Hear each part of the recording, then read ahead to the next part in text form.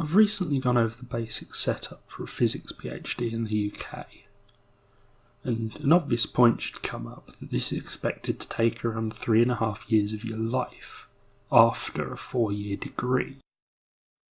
You need money to live, so a good first question to ask is how you get the money to take a PhD.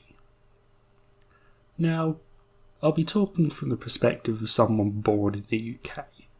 Things are slightly different for citizens from the EU, and very different for other countries outside that. So, check what I'm saying. Also, I'm an idiot student. I blundered my way through this process and managed to bag funding somehow. While I talk about things I have some experience of, I'm not the sort of person who decides on this funding. I see it from that end of the scope, and my view is clouded, as it were. I'll try to explain how the vast majority of physics PhDs are funded, but I will probably miss out on a few. First thing to point out, though, is there's a distinction between the pay that you receive, called a stipend, and paying the university to cover costs associated with your PhD. These would be PhD fees. I think the sources of funding, or at least most of the sources of funding I'm going to talk about, cover both of these, but that's something that's worth checking out. I'll start with funding via research councils, now called UK Research and Innovation. Among other things, they give money for universities and other scientific organisations for them to pay for PhD students.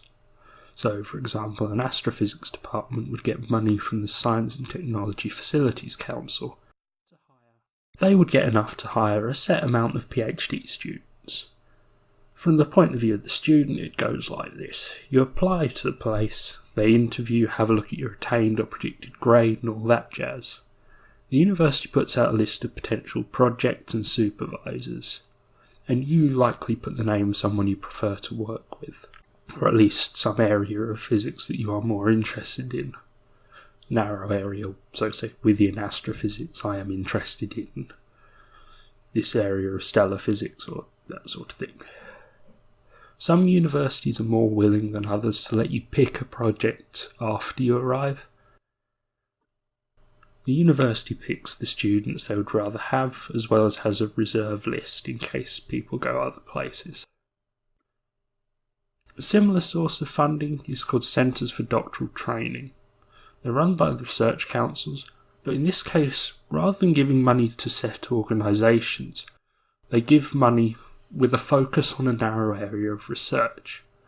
For example, there's a fusion CDT, which has a certain number of places related to research in nuclear fusion. And these ways of funding usually work slightly differently to an ordinary PhD. They often have sort of a year of training or more teaching heavy things before they get into the research so much. Next, what I'll talk about is funding attached to a specific project.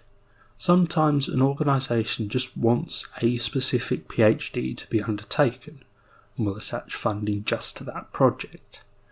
Applicants can apply to whoever's in charge of the project, or whoever's in charge of allocating a student to it for that project. And then there's also university scholarships, because some universities offer their own funding. They're often incredibly competitive and incredibly rare, but essentially you apply to the body which runs the scholarship, similar to how I talked about research funding.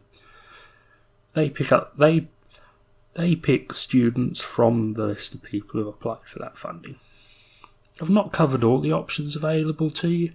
There's also options of loans, which I think if you're doing physics you try and avoid and get paid properly.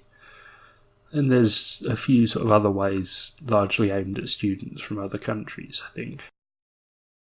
But if you're looking to get into a PhD in physics, that's the bulk of the ways you will be able to get your money. You could also self-fund, try and raise funds in another way, or use money from a previous job. But that's completely separate, and I'm in no way able to talk about that convincingly. Hopefully, though, what I've said is a useful start if you're interested. I've been Mike. Goodbye.